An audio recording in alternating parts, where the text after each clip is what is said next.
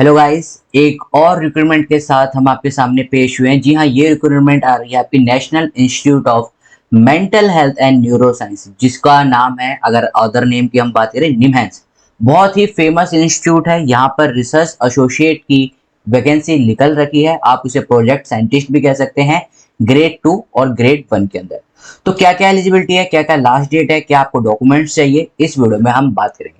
तो अगर अभी तक आपने हमारे चैनल को सब्सक्राइब नहीं करा है, सब्सक्राइब करें, बेल आइकन को जरूर दबाएं और अपने दोस्तों के साथ भी शेयर करें, ताकि फ्यूचर में जितनी भी वीडियोस हैं आपको और उनको time to time with exact information के साथ मिलती रहे। तो मेरा नाम है कैफी शॉर्ट। आइए स्टार्ट करते हैं। तो देखिए, सबसे पहले जो पोस्ट है यहाँ पर प्रोजेक्ट रिसर्च साइंटिस्ट 2 में यहाँ पर लिख सकते हैं, सेकंड नॉन मेडिकल साइकोलॉजी के लिए निकल रखी है। ये पोस्ट पहले ही मैं बता देता हूँ, कॉन्ट्रैक्ट बेसिस पर है, फॉर ICMR फंडेड प्रोजेक्ट है, राइट। तो यहाँ पर इनकी जो वैकेंसी रही है ये बेंगलुरु के अंदर ही रहेंगी। प्रोजेक्ट साइंटिस्ट में यहाँ पर 2 पोस्ट निकल रखी है। क्या क्या क्वालिफिकेशन मांग रखी है? फर्स्ट क्लास मास्टर डिग्री होनी चाहिए विद 3 साल का एक्सपीरियंस होना चाहिए, या फिर आपने PhD कर रखी हो, या फिर PhD नहीं कर रखी तो सेकंड क्लास अगर मास्टर डिग्री है तो भी आपके पास 3 साल का एक्सपीरियंस होना चाहिए। ओके। डिजायरेबल में जो एक्सपीरियंस आपका मांगा हुआ है, ऑल्दो वो किसी भी फील्ड में हो चल जाएगा, लेकिन डिजायरेबल क्या है कि experience in the field of the digital mental health, experience of conducting research in clinical and community samples, conducting training program, workshops, quantitative and qualitative research method। तो अगर ये इनमें से आपके पास कोई भी एक्सपीरियंस है विद 3 ईयर ऑफ एक्सपीरियंस, तो आपके chances as compared to the other candidate काफी हाई रहते हैं।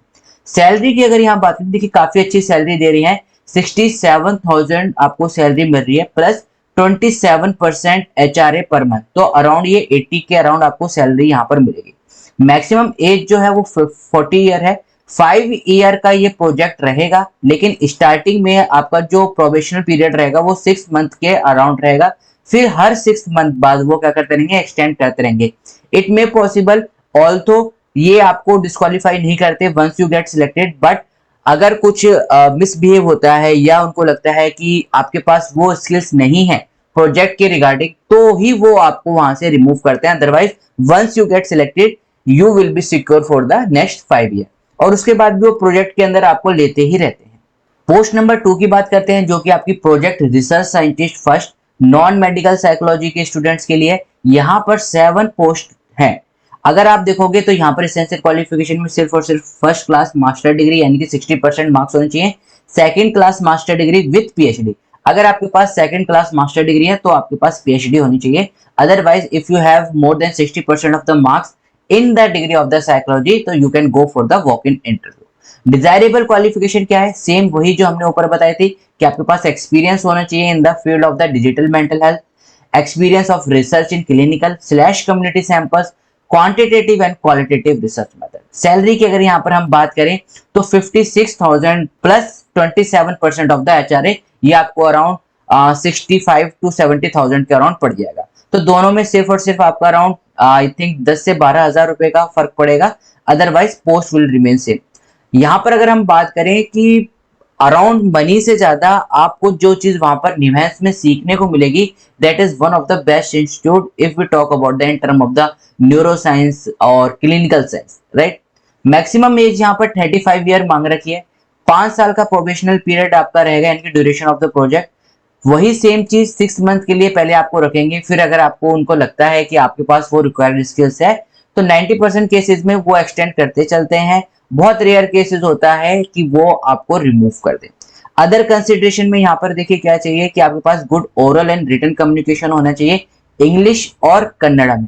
मस्ट नहीं है, अगर आपको इंग्लिश अच्छी आती है तो that is well and good, Kannada आती है तो that is also well and good. अगर नहीं आती है तो कोई ऐसा इश्यू नहीं है, लेकिन आपको ओरल और रिटन कम्युनिकेशन इन दोनों लैंग्वेज में से एक लैंग्वेज में तो आना ही चाहिए। Research publication in index journal, आपके कोई आपके रिसर्च पब्लिकेशन हो रखे हैं तो that is another well and good for you, right.